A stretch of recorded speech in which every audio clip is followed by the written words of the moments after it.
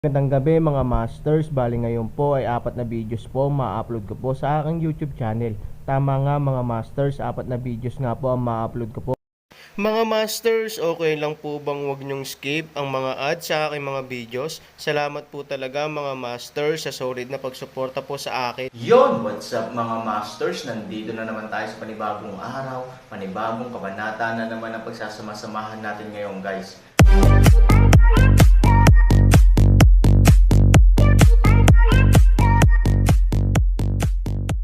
Bali mga masters, kung bago ka pa lang po sa aking YouTube channel, please click the subscribe button, lalong-lalo na po yung notification bell guys, para maging connected pa rin tayo sa isa't isa at maging updated kayo sa mga susunod ko pang video.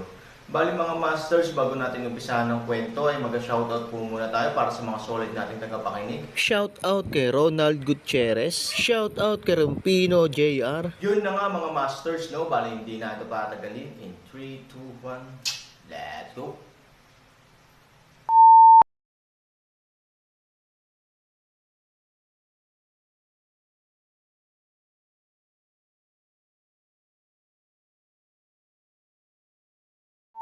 Kabanata 2831 hanggang 2835.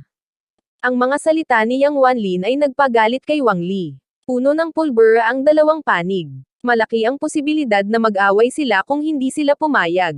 Si Wang Li ay dumating dito espesyal ngayon, syempre, kasama ang isang katulong, kaya hindi siya natakot. Ang malaking bagay ay upang malutas ang contradiction sa pagitan ni Wang at Yang at paghiwalayin ang kanyang mukha. At si Yang Wanlin, mas natatakot, ay may aaron na ganitong uri ng Panginoon sa panig, anuman ang uri ng tao na dinadala ni Wang Li, sa kanyang pananaw ay humihingi ng gulo. Yang Wanlin, hindi komportable dito. Dare you change places with me? Malamig na sabi ni Wang Li. Tiningnan ni Yang Wanlin ang naisip niya tungkol sa aaron. Nakalubog pa rin siya sa kagandahan.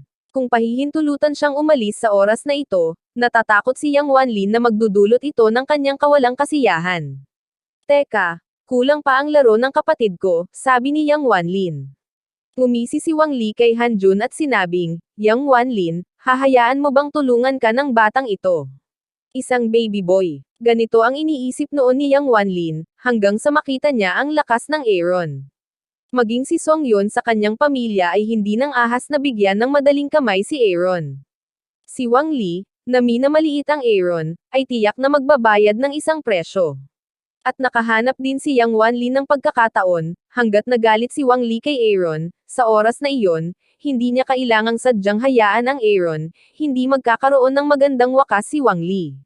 Kaya't idinagdag ni Yang Wanlin, Wang Li, kailangan mong lumabas at alamin kung sino ang aking nakababatang kapatid na lalaki.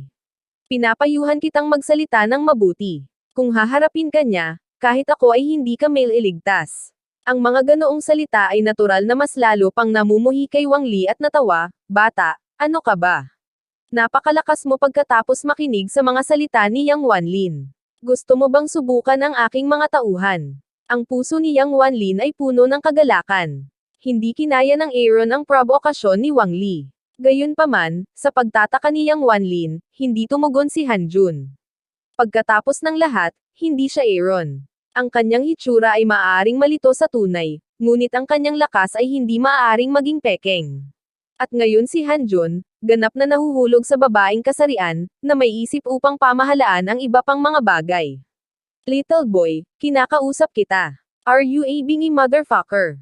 Matapos hindi pinansin ni Hanjun si Wang Li, mas nagalit siya at direktang sinigawan si Hanjun.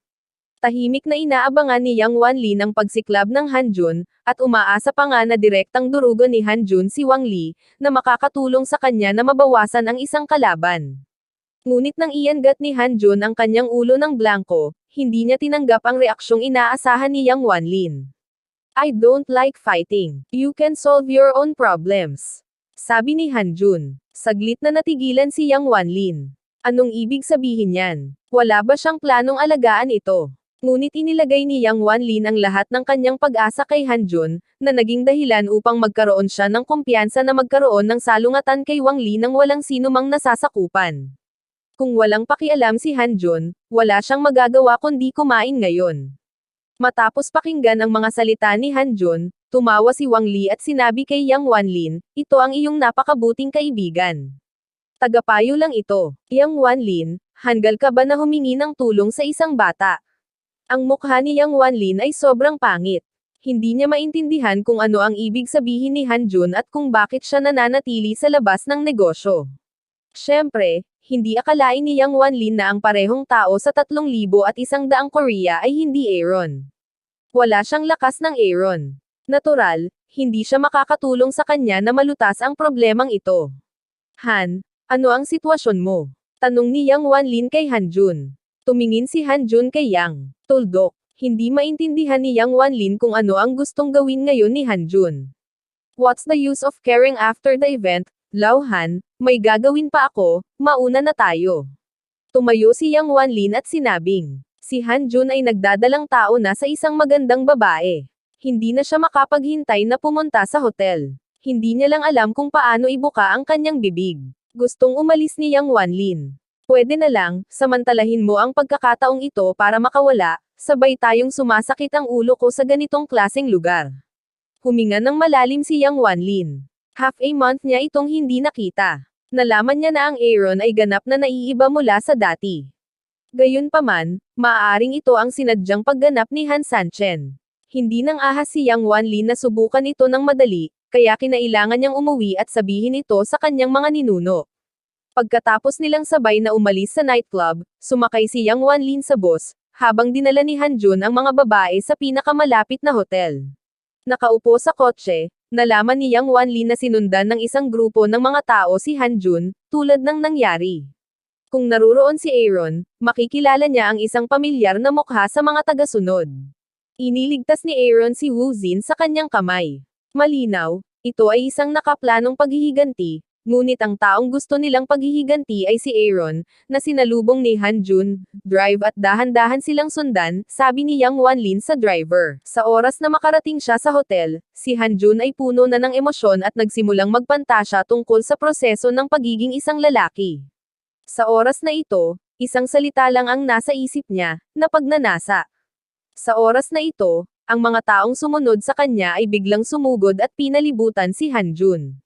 Little thing, I'm finally waiting for you. Ang lalaki na binugbog ni Aaron ay nagngangalit ang kanyang mga ngipin at sinabi kay Han Jun na mula noong Aaron ay sumire sa magagandang bagay, ang lalaki ay ilang araw nang nag-squat sa paligid ng Mullins para lamang sa paghihiganti.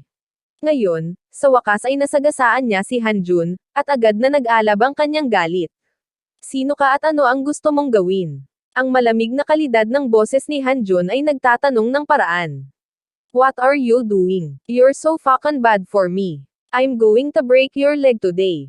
Sabi ng lalaki. Maliban sa manatili siya, maaari kang umalis. Tinuro ng lalaki si Han Jun at nagpatuloy. Isang grupo ng mga kababaihan, nang walang anumang alaala, ay nagkahiwa-hiwalay.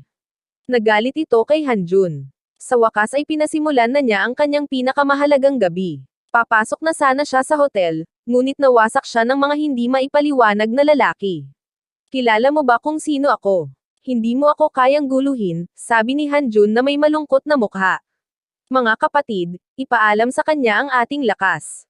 Dumating ang lalaking iyon para maghiganti, kaya hindi siya masyadong nagsasalita ng kalokohan. At saka, alam na alam niyang namatay ang kontrabida sa sobrang usapan. Ayaw niyang hintayin ang reinforcements ni Han Jun. Sa di kalayuan, nakaupo si Yang Wanlin sa kotse at tahimik na pinagmamasdan ang lahat ng ito. Bago siya ay hindi siya tinulungan ni Han Jun, na naging dahilan upang mag-apoy siya sa kanyang tiyan. Ngayon, syempre, hindi niya nilayo na tulungan si Han Jun.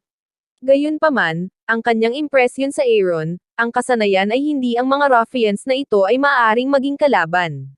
Nakakalungkot na si Han Jun, kung tutuusin, ay ang napagkakamalang Aaron lang, hindi si Aaron mismo.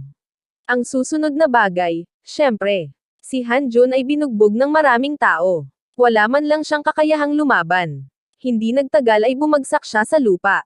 Mabilis na dumating at umalis ang gang, at pagkatapos ay nagkalat sila sa maraming tao. Si Han Jun ay nakahiga sa lupa na masakit ang buong katawan. Nang makita ito, sumimangot si Yang Wanlin. Ano ang problema nito? Paano siya mabubugbog ng maraming gangster? Young master, pwede ba kitang tulungan? Tanong ng driver kay Yang Wanlin. Hindi malay ni Yang Wanlin ang kanyang ulo. Hindi niya mawari kung ano ang sitwasyon, ngunit nakakasigurado siyang kakaiba ang pagkakakilanlan ni Aaron, dahil kung siya mismo ay Aaron, ang maliit na bagay na ito ay malulutas ng kanyang sarili. Umuwi ka na, sabi ni Yang Wanlin. Diretso na tinapakan ng driver ang accelerator, at ang sasakyan ay umungol sa paglampas ni Hanjun. Pag-uwi, gabi na, at dapat nagpahinga ang lahat sa pamilyang Yang, ngunit bukas pa rin ang ilaw sa sala. Nagulat si Yang Wanlin nang makitang nakaupo si Yang Bin sa sala. Magalang na lumakad si Yang Wanlin kay Yang Bin at sinabing, "Laozu, gabi na, hindi ka pa nakakapagpahinga. Paano kung makipagkita sa Aaron?" tanong ni Yang Bin. Nagulat si Yang Wanlin na hinihintay siya ni Laozu, at gusto lang niyang malaman ang tungkol sa Aaron. Napakahalaga nito. "Laozu, medyo kakaiba ang pakiramdam ko sa nangyari ngayong gabi," sabi ni Yang Wanlin. Nagtataka na itinaas ni Yang Bin ang kanyang ulo at sinabing, "Umupo at sabihin." Napuri si Yang Wanlin, maingat na umupo sa tabi ni Yang Bin, at sinabi, "Ninuno, kahit kalahating buwan na kaming hindi nagkita ni Aaron, binigyan niya ako ng kakaibang pakiramdam. Kahit ako ay nagdududa na ang taong nakilala ko ngayong gabi ay hindi Aaron." "Bakit may ganoong pagdududa?" tanong ni Yang Bin. "Siya ay binugbog ng isang grupo ng mga thugs, at walang puwang upang lumaban," sabi ni Yang Wanlin. "Bugbugin ng gangster." Bakas ng pagkagulat ang ekspresyon ni Yang Bin. Han-3,000, bilang isang malakas na tao ng apocalypse ng Chanzi, paano siya tumaob sa imburnal at sunduin ng isang maliit na gangster?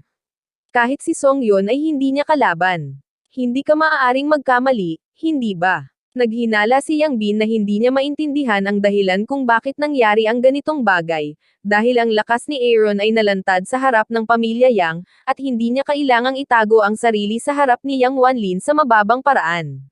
Bukod dito, nagtatanong din si Yang Bin tungkol sa relasyon sa pagitan ng pamilyang Yao at Aaron. Ang dahilan kung bakit gustong mag-set up ni Yao Yuhai ng platform para sa Aaron ay ang Han-3,000 ay tumulong kay Yao Hanxing na malutas ang malaking problema, na nagpapakita rin na ang Aaron ay isang napakahusay na tao. "Hindi, I've seen it with my own eyes. There can't be any fake," sabi ni Yang Wanlin. "Sigurado ka bang siya si Aaron?" Dahil totoo ito, maaari lamang pagdudahan ni Yang Bin ang pagkakakilanlan ni Aaron. Ang pangunahing dahilan kung bakit hindi niya matalo ang mga gangster na iyon ay hindi siya Aaron, na maaaring ipaliwanag. "Oo," sinabi ni Yang Wanlin na parang dalawang gisantes, "kahit anong taas o anyo, ito ay pareho. Kung hindi siya Han-3,000, sino pa kaya siya?" Galit na tiningnan ni Yang Bin si Yang Wanlin at sinabing, "Binalaan kita na anumang bagay ay hindi ganap. Gusto kong harapin mo ang lahat ng bagay ng may 3 punto ng pagbabantay.